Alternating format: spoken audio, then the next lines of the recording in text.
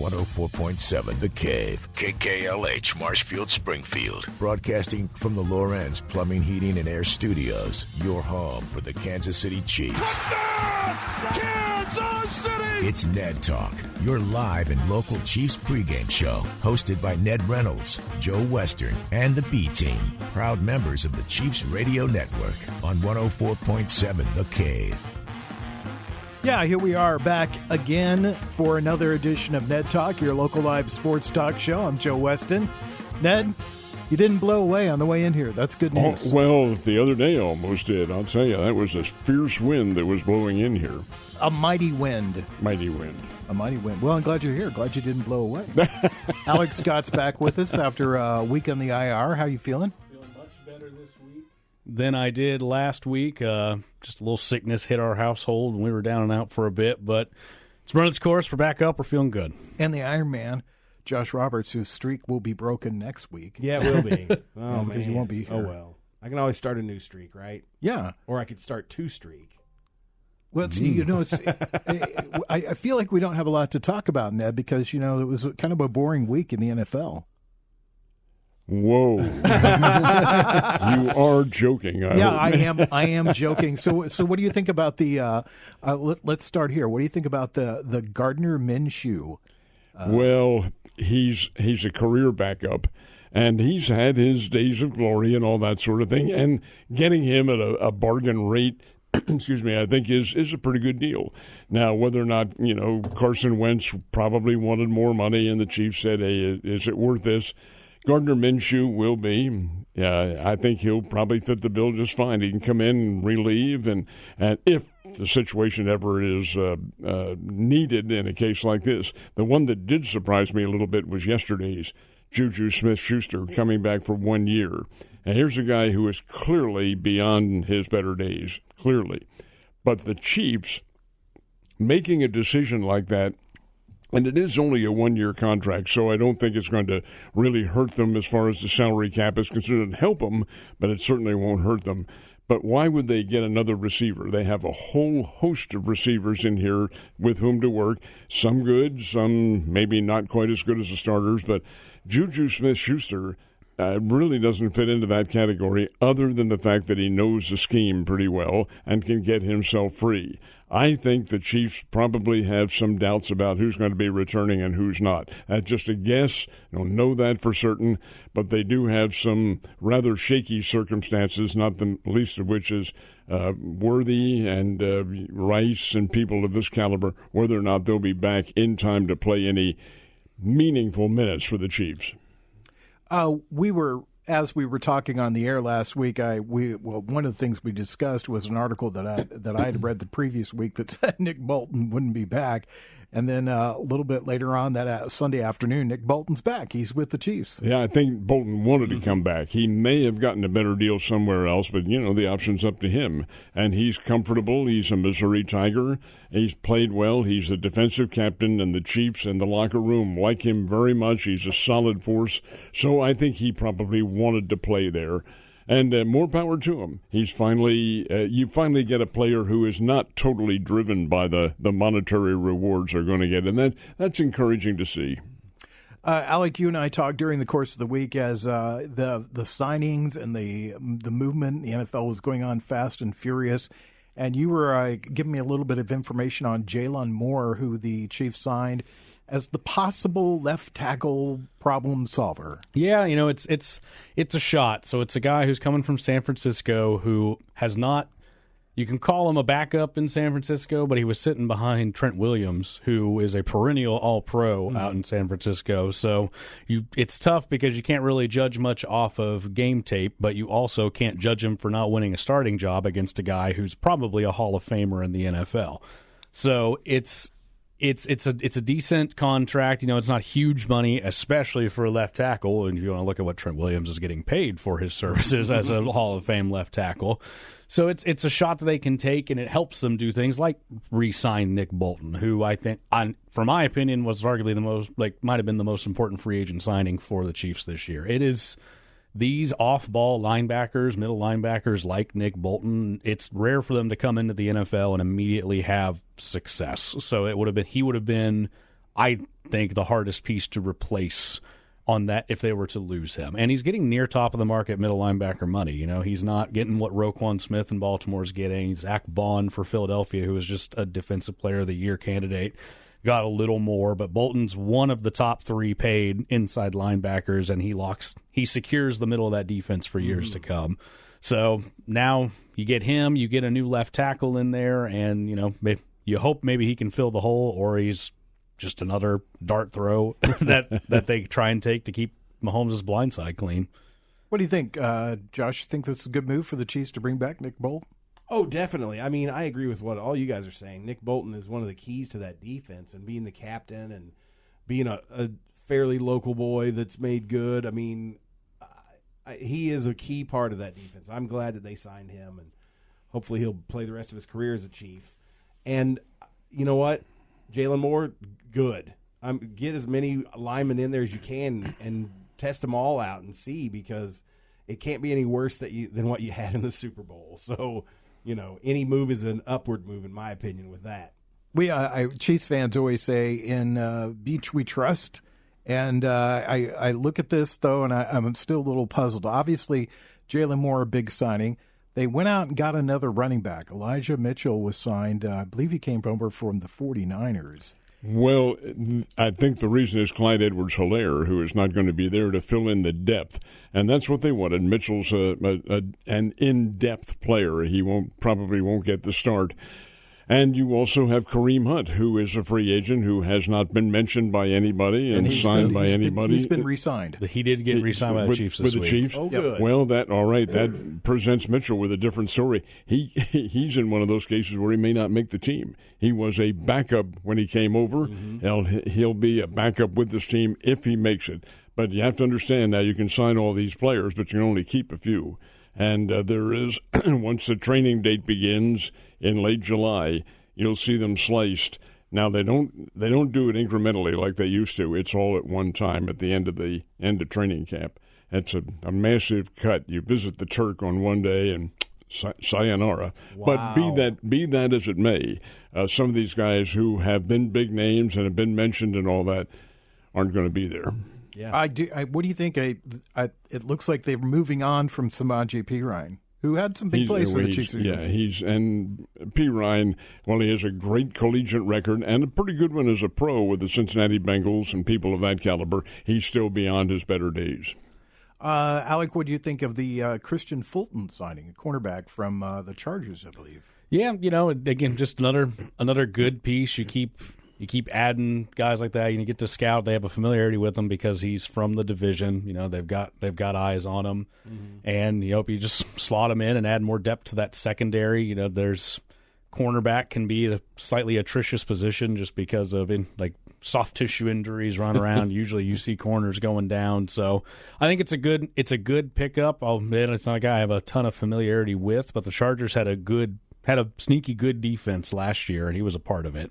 So it's a good depth piece for Kansas City on another low money deal. And when you add depth in these ways, it buys you room to draft in other areas. So you go ahead and you sign a corner. Okay, well maybe now that's not as much of a position of need. You can look at something else like the offensive line, maybe more defensive line help. The defensive line has had a couple guys. I think Derek Nottie just signed with the New York Jets this morning. So there's a couple pieces that have been staples as depth rotation pieces that are going. So sign some of these guys in free agency. That way you can draft to replace a little better. To your point, Christian Fulton has played just 15 games in 5 seasons. So the Chiefs should be prepared. He's probably not going to be in there for the full season. And, of course, the last one to talk about is Jerry Tillery, defensive tackle who was signed where he came from, but he's been added to the Chiefs and possibly to be the guy that replaces Derek Nottie. Don't know anything about him. Yeah. More power to him. He plays football. He's had 12.5 sacks in 6 seasons. He's been with the Chargers, the Raiders, and the Vikings. So, he's a journeyman. Yeah, there's no earth-shattering moves here, except that I think their first signing of Jalen Moore is the biggest one. If you're a Chiefs fan and you look at that, you go, yeah, they signed something that's an obvious frontline need for them. Right. Well, you also have to consider the fact that they're getting some of these guys prior to the draft. You don't know who's going to be available in the draft, and when those names come up, these guys, who knows, maybe history immediately. The NFL has a strange way of working, and you're here one day and you're out of there the next. That can happen. Ned Talk on 104.7 The Cave. It is your local live sports talk show. Ned Reynolds, Alex Scott, Josh Roberts, and me, Joe Westen. We're talking about the signings. A couple of, you mentioned Juju Smith-Schuster. He's coming back this season. Also, Hollywood Brown re-signed by the Chiefs, too. What do you think of those moves? Marquise Brown is a very, very good player when he's healthy. He did have a star-crossed year last year. He didn't regain his full health until the postseason, and he's a guy who can play at the great speed and all that sort of thing. A terrific program at Oklahoma, so he knows what's going on. But how much can he contribute, and how fragile is he? Well, he's injured in, the first play of the preseason last year?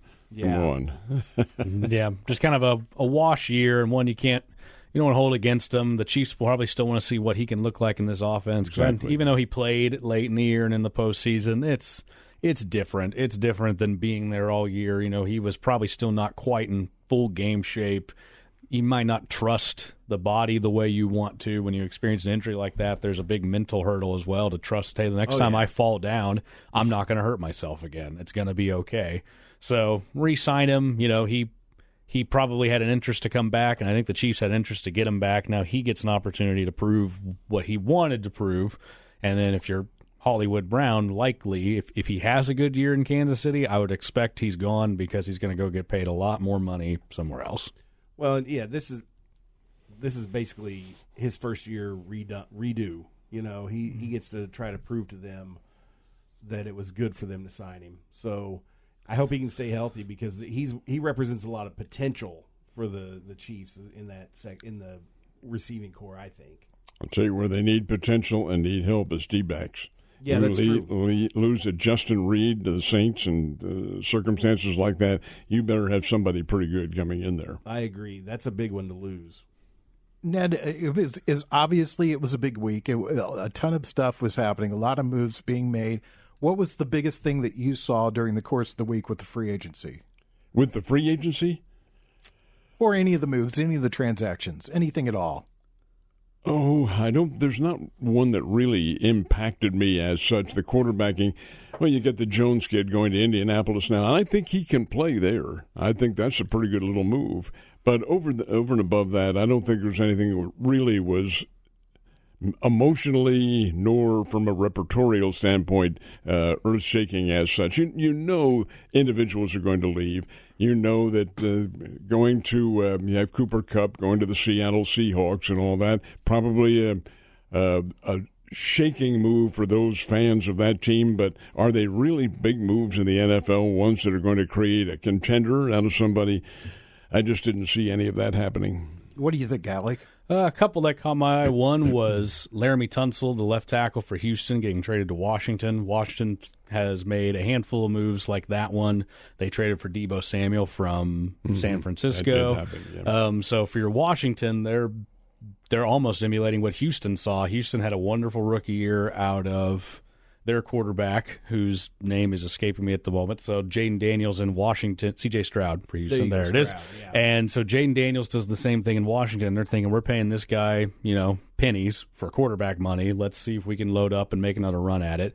Houston, it baffles me because C.J. Stroud was one of the most pressured quarterbacks in the NFL last year. For all the pressure that Mahomes faced in the Super Bowl, that was every week for C.J. Stroud. And what do? Oh, let's just trade our all-pro left tackle. Surely with more pressure, he'll have an even better third year. So pressure makes diamonds. Yeah, it's like, grind that coal into a diamond. So that move was interesting to me. And then not in the division, the Chargers letting Joey Bosa go and him going to Buffalo, I think that was a pretty big deal. Chargers. I was like, Chargers were in a salary cap. Salary cap dump is what it was. They over these past couple of years, they've seen some staples like Eckler, and they had Keenan Allen and Mike Williams, who's back now.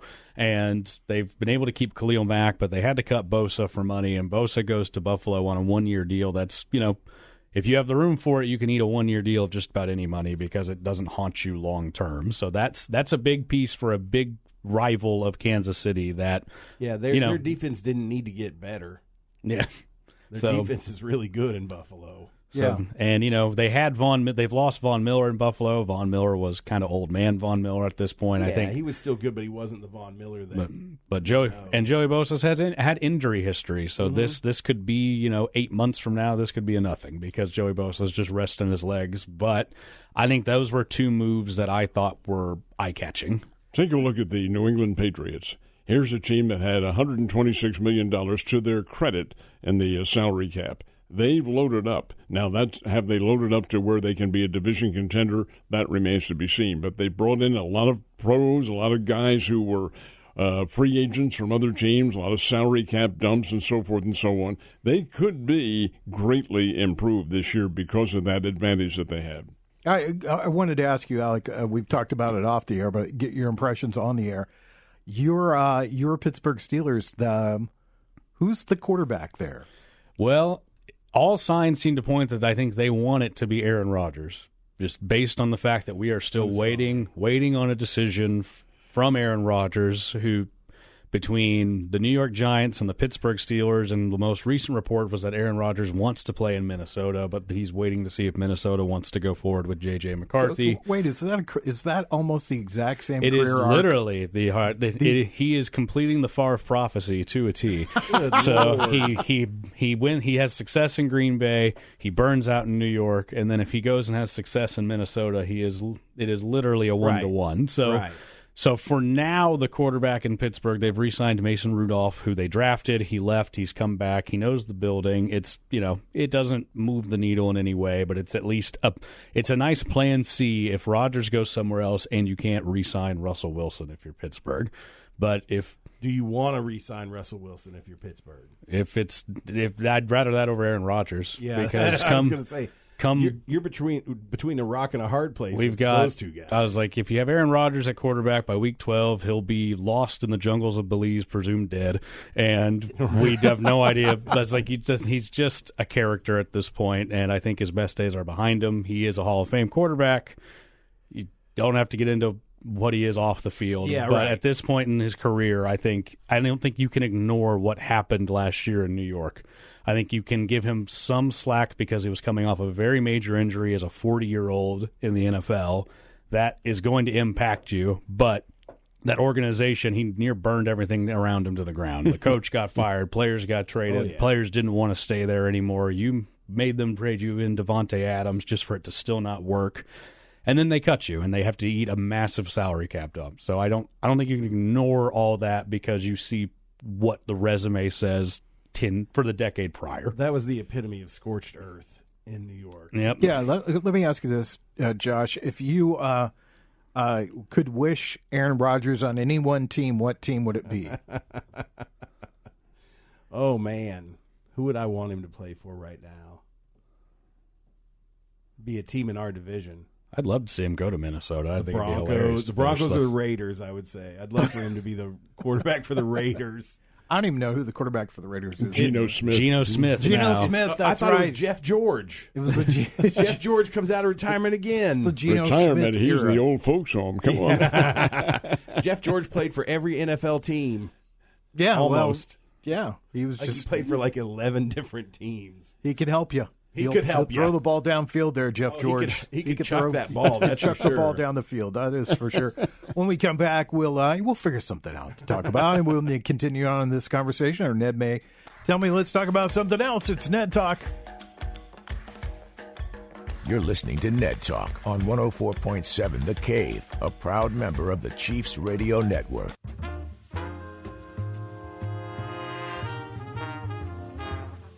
Back to Ned Talk on 104.7 The Cave, a proud member of the Chiefs Radio Network.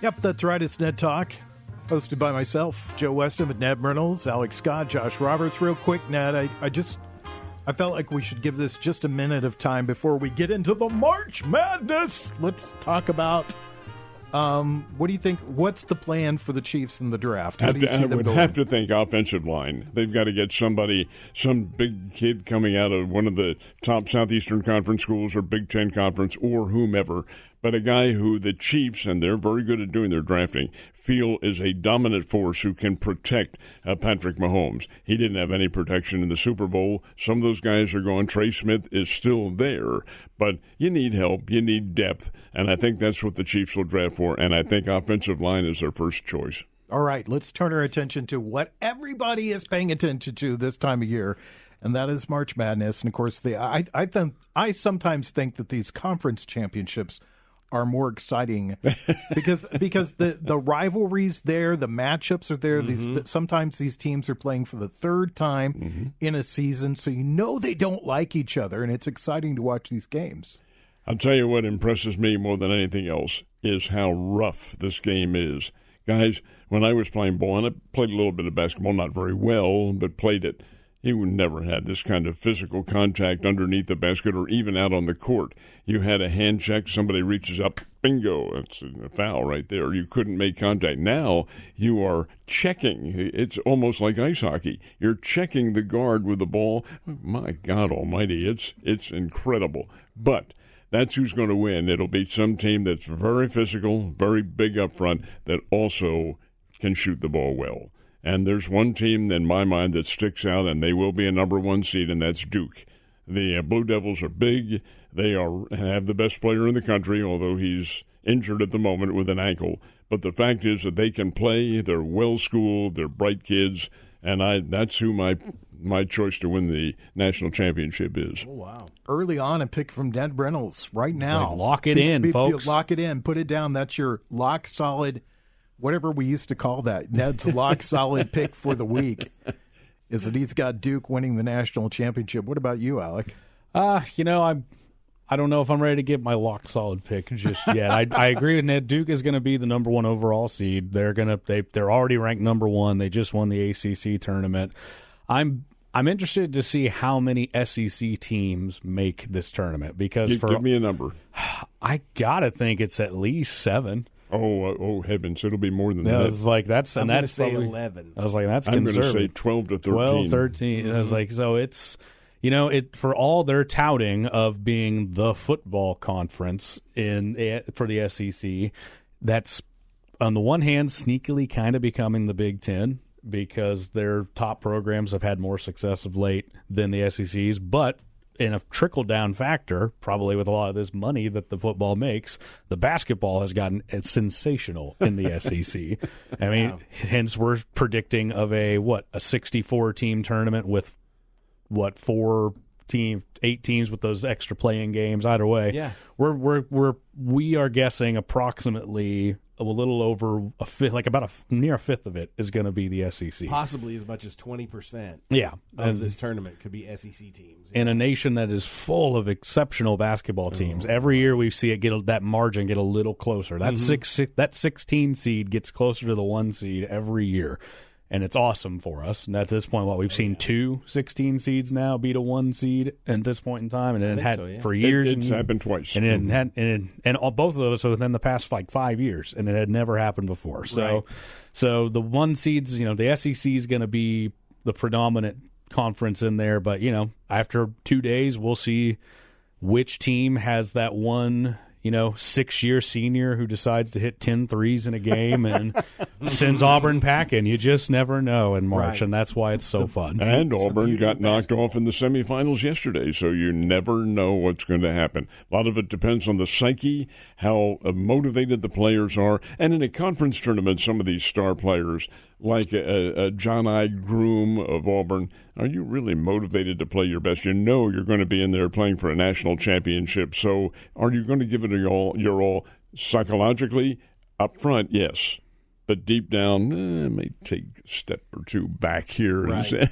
It's like it's a gauntlet this time of year when you go from these conference tournaments, and if you have a deep run, and then you get a few days off, and then bang, you're right into the real action, and it's a grind for these teams that go the distance. I truly believe that this is one of the few sports where there still is the Cinderella possibility. College basketball, like you said, a 16 seed can go deep. They haven't won a national championship yet, but we've had a 12 seed make it to the final before. Right. Sure, you've had Loyola of Chicago, you've had Butler making it there, you've had Wichita State, and none of those teams was really very highly ranked at all, and they get there. That's the beauty of college basketball to me. I don't watch much of it during the regular season, but I watch a lot of it during the tournament. I'll usually fill out one bracket just for fun and then watch it get destroyed in the first weekend, but it's just, I love watching that competition, and there's nothing else like it in other sports. Hey, Josh, sorry, just wanted to say one thing to you really quickly. Roll Tide, number 5 in the country. Yeah, they're doing great this year. They are, but they've shown some vulnerability. Well, yeah, I don't expect them to win a national championship, but they'll compete in this tournament. I want to know who's going to win Warren Buffett's $10 million. For a perfect bracket? That one Do you know truly what the odds are on that? Yeah, they're huge. You can get hit by a piece of metal falling from space. Twice a day. Twice a day for a week. For a week, that's more likely than getting a perfect bracket.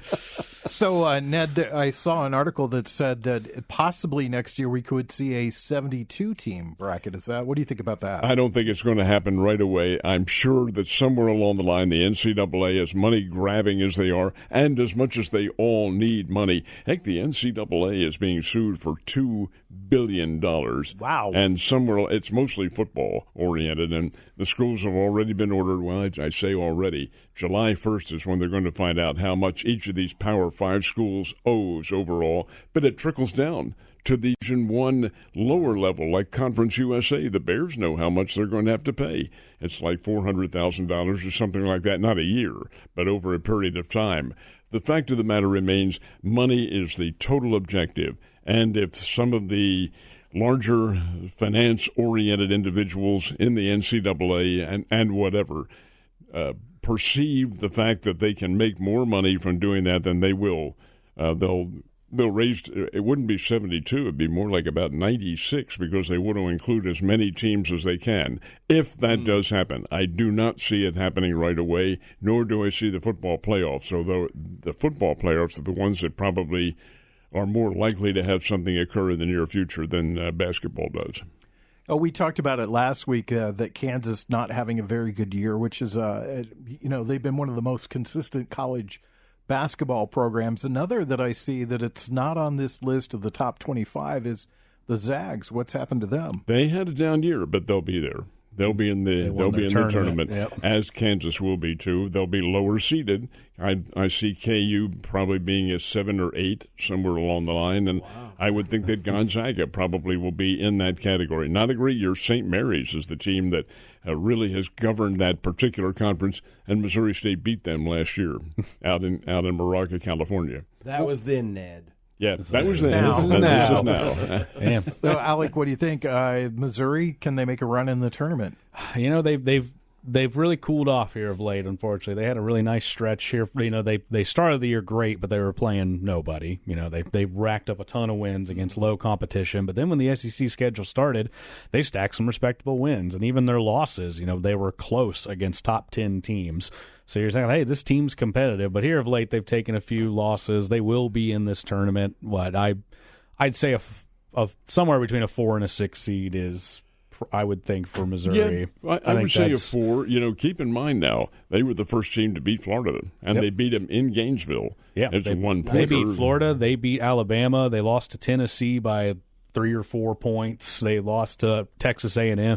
They lost back-to-back games to Texas A&M and Tennessee. Both were ranked, and it was a combined 7-point differential. And they lost to Oklahoma, which had started out great, but really faltered down the stretch, and yet they beat Mizzou down there, and that's hurt them. And they lost to Kentucky in their last game of the regular season as well, did Missouri, before dropping in the tournament. So, you know, this was a good year for Mizzou. They're going to be in the tournament. Historically, they've given me no reason to believe that this is going to be it's not something I'm used to seeing from the program. It's exciting they're there. Mm-hmm. The last time they had a good year, though, they were a 2 seed and they lost to a 15 seed. So I'm not holding my breath. Was that the Norfolk State game? I believe so. They were bombing threes. That was Norfolk State. They shot over 60% from three, and all you can do is just shrug and be like, well, guess we're going home. Right. Now, see, Missouri has one major factor playing for them. That's the kid from transfer from Iowa State, Caleb Grill, because when he is on, which isn't always, but when he is on, he is a deadly long-distance shooter. In their most recent game that they lost to Florida, and Florida extended what was a very narrow gap to a larger gap through foul shooting.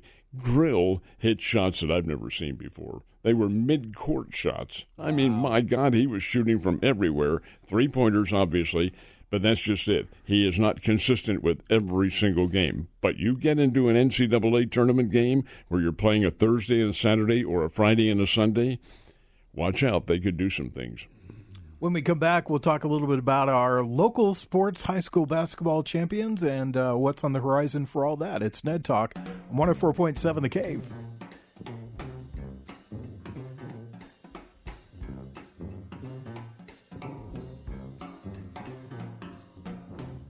You're listening to Ned Talk on 104.7 The Cave, a proud member of the Chiefs Radio Network. Back to Ned Talk on 104.7 The Cave, a proud member of the Chiefs Radio Network. Ned Reynolds, Joe Westen, Alex Scott, Josh Roberts. We're sitting around talking about sports this afternoon. It's Ned Talk, your local live sports talk show. I'm Joe Westen. And, Ned, this area is really good at high school basketball. We've got some really good high school basketball teams around here. And the tournament's going on right now. Some of them are wrapped up. Some of the higher divisions still going on. Give us kind of the lay of the land for all that. 1, 2, and 3 are done. They all finished up this weekend up in Columbia. And you had both boys and girls state champions from Chadwick, which is down a little bit below Sparta in Christian County. Chadwick's boys team was the defending state champs, so they're now 2 years in a row. The Chadwick Lady Cardinals, they beat some really, really good teams. They beat Walnut Grove, which they had played before, being in the area. And then for the state championship, they defeated Northeast of Cairo. Now, Illinois?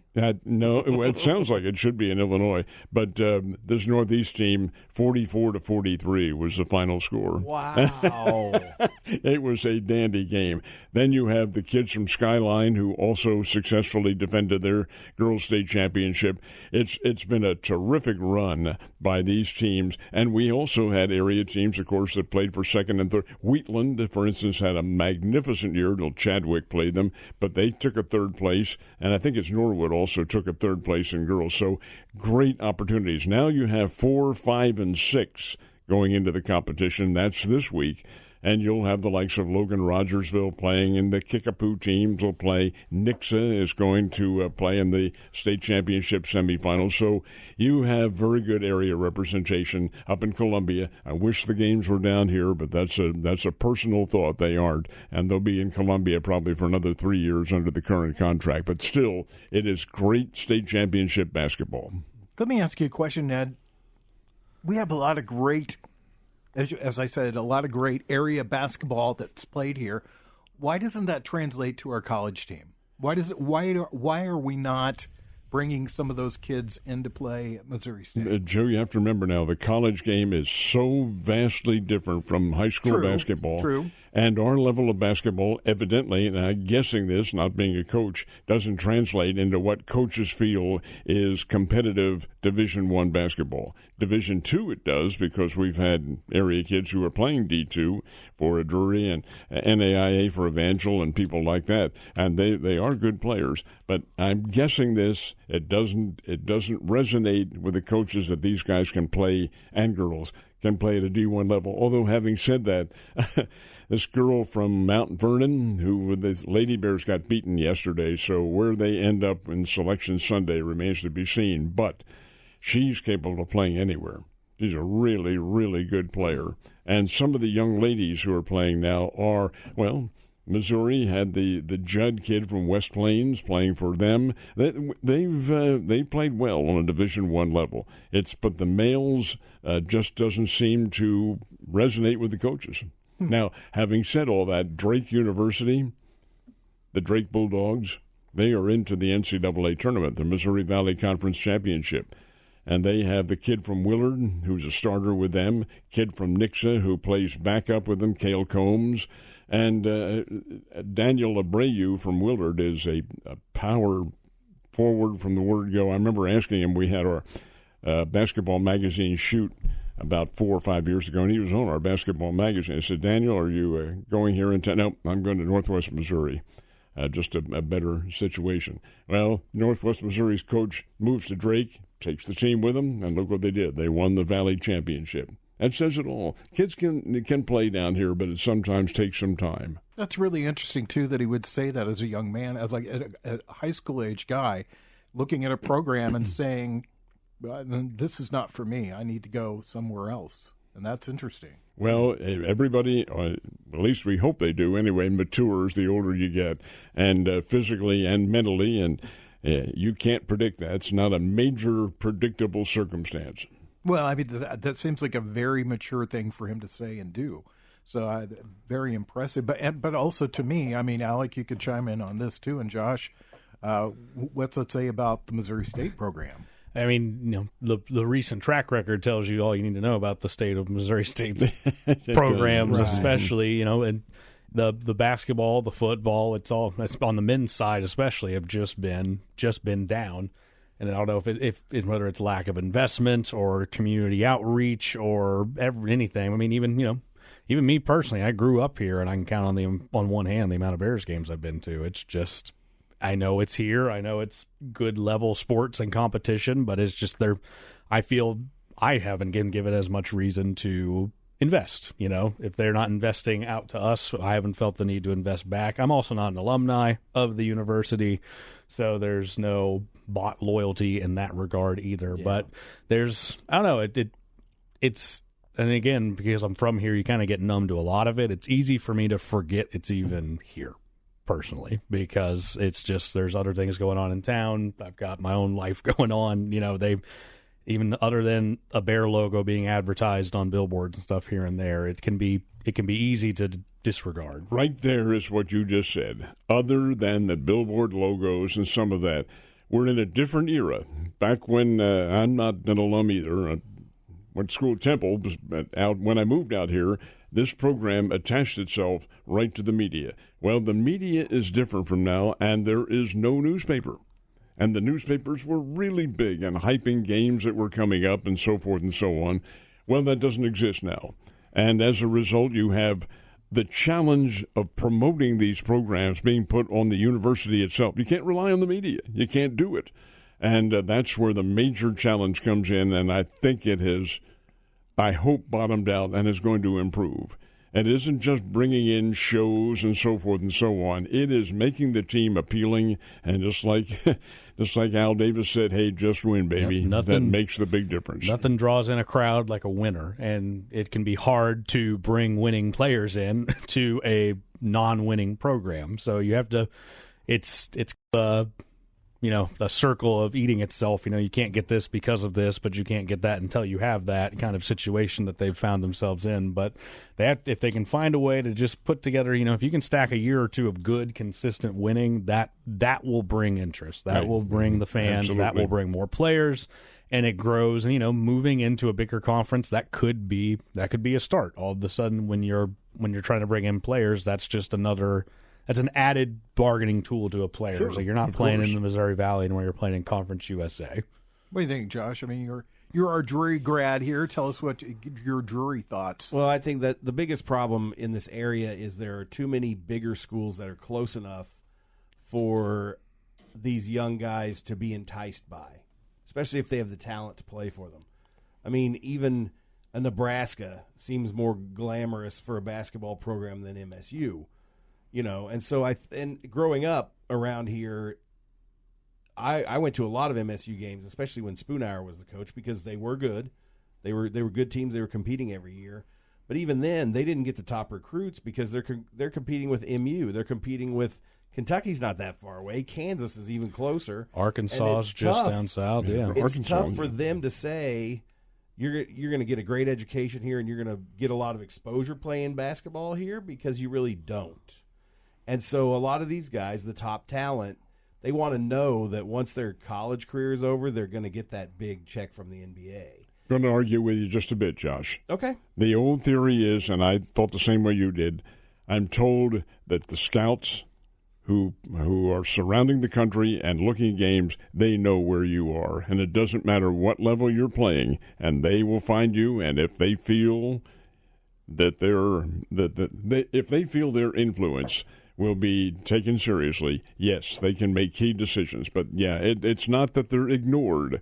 These players are there. Right. Ned, we talked at length on this show since it's been on the air about the prior administration at Missouri State and kind of the way things were run. We have a new administration there now, and what's your gut? You've been around the new guys here for a little bit. What do you think? Hope springs eternal, guys. I think having a new administration in there probably, I hope anyway, will produce a successful result from that. I can't comment on the past circumstances. It is what it is. The Bears program has diminished markedly in that time period. That's a fact. That is not just an opinion. It's a fact. When you go from crowds that averaged about 8,500 or 9,000 in basketball down to ones that do not even reach 2,000 per game, that is a catastrophic fall. And why is it happening? I think there are a number of reasons why, but rather than go into them, the answer to your question is we can hope, we have our fingers crossed, that the new administration, new president, new athletic director obviously they can see what's happened, that they're ready to take action and to do some really forward thinking. Now, Alec mentioned just a few minutes ago the football program. They were better last year, won 8 games, and had a good team. But does that translate into this year when you open up with Southern Cal in Los Angeles, when you play a very good Marshall team in Huntington, West Virginia, and when your home opener happens to be Southern Methodist, like the SMU Mustangs, like one of the top 12 teams in the country? Right. Hey, that's biting off a whole lot. Can the Bears win? Well, we'll find out. In basketball, when you're going to Conference USA the way they are, Conference USA has morphed quite a bit here in recent years. But they still have New Mexico State, and you have Texas El Paso for 1 year, and then they leave. And you have the likes of Middle Tennessee State and Jacksonville State. These are capable programs. The Conference USA champion this year happens to be Liberty out of Lynchburg. Oh. Their football team last year, not this past, but last year, played in the Fiesta Bowl. So it's an upper level. You have to think it's a good starting step for the Bears, but what can they do there right away? We'll find out. Let me ask you, I probably shouldn't ask you this question because we really don't have time to cover it, so I'm going to hang on to it. When we come back, we'll get into this question I've got for you, Ned, and then we'll tell everybody what we're going to do this afternoon. It's Ned Talk on 104.7 The Cave. You're listening to Ned Talk on 104.7 The Cave, a proud member of the Chiefs Radio Network.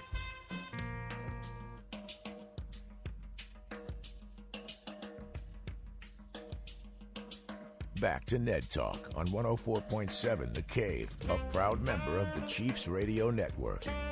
All right, here's my question for you, Ned, and that is, I don't know how to word this, get my point across.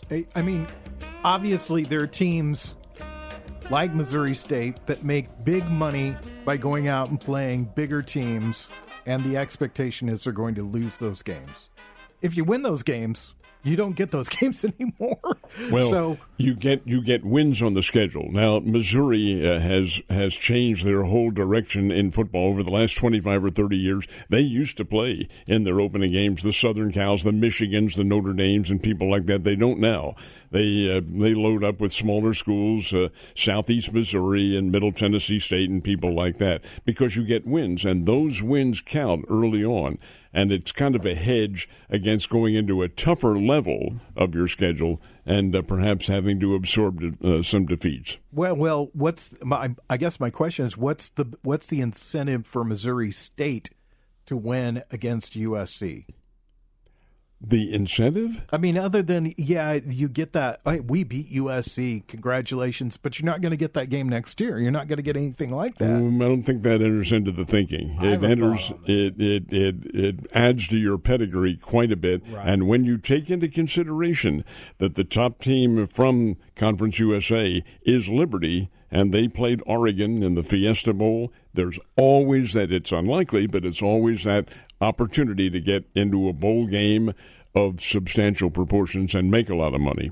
My thinking on that is the incentive for MSU to win that game is recruiting, because if they can sneak in there and beat a top team like USC, then people are going to start looking more at that school when they're thinking about places to go, especially the players that may not quite be good enough to go to a USC, but then they're like, well, MSU beat them, so they've got a good program. It does add prestige to the program to win those games. But I think my point is that I'm a little off base, and the point I was trying to make is that there are teams that are basically, as I would describe as cannon fodder teams. You know that when Missouri State puts USC on the schedule, that they could play 100 times, and maybe one time out of the 100 they're going to win. Yeah. But 99 times the expectation is they're going to lose, and they're adding a win to USC's schedule that's important to them. And what Missouri State gets out of it is $1.5 million. They get money, and that is a big deal when you're not playing with the same budget that these other schools are. Yeah. Their budgets, come on. And what's Missouri's is $70-80 million, and ours is $7 and $8, somewhere around there. I'm being facetious saying that, but $250. The budgetary level, the monetary level is so vastly different that you've got to have these paydays, and guys, that may be coming to an end with the pressure that's put on the Power 5 schools that produce this to win and win out and so forth and so on against a high level of competition. It may not continue. We'll have to wait and see how that morphs out. I agree. I don't think it'll be going on forever, because Alabama can't keep playing Mercer every year. Instead, they should be playing Vanderbilt, who beat them. Well, they will play them. Yeah, but, that's the thing, is it used to be Alabama, especially in the SEC, they knew that they could beat Kentucky, they could beat Vanderbilt. There were a couple of chump teams that were in their own division. But they also still had those. It's kind of like hey, do me a favor because our program needs money and you're going to get an easy win. That is going away. Well, it just seems to me that the system's set up for the haves and the have-nots. What it is, exactly what it is. And what the have-nots get is a pittance. I mean, you think about it, $1.5 million is a lot of money, but when you're saying that MU's spending between $70 and $80 million on their program, that the Bears have to play a lot of games to lose a lot of games to make that kind of money to be able to have that kind of, I mean, I get it. It takes time. It takes time. I mean, I'm looking at probably never seeing the Bears being a competitive team in my life, but maybe someday they will. You never know. Hope springs eternal. All right, Ned, what's on the agenda for you this afternoon? A party to go to here in a short time to honor my granddaughter's giving birth, and then Selection Sunday, guys. You can't deny that. Yeah. What about you, Alec? What's on tap for you? There's a Blues game tonight I'll have my eye on, and then, Selection Sunday is the big thing. And a friendly reminder to everybody, from the guy who tied in his bracket competition last year but forgot to put a final score in for the tiebreaker, so automatically lost. Put in a final score for the tiebreaker on your brackets, because you never know. Who are your two teams? At this point, I don't even remember, but I don't think either of us got it right. We just tied. Me and the other person who ultimately won tied going into it, but because they put a final score that is closer than my zero, than my blank space, they got the win. So, just you were this close. Cross your T's, dot your I's. Friendly reminder to everybody. Josh, what about you? I'm probably going to watch some hockey, and then I'll watch Selection Sunday as well. I'll check it out, see where Alabama lands. Very nice. If you're just tuning in right now and thinking, wow, these guys are interesting. Well, you can listen to us as a podcast through our website at 1047thecave.com. Wherever you get your podcast at, just search out Ned Talk. We'll see you guys next Sunday right here on 104.7 The Cave. Ned Talk.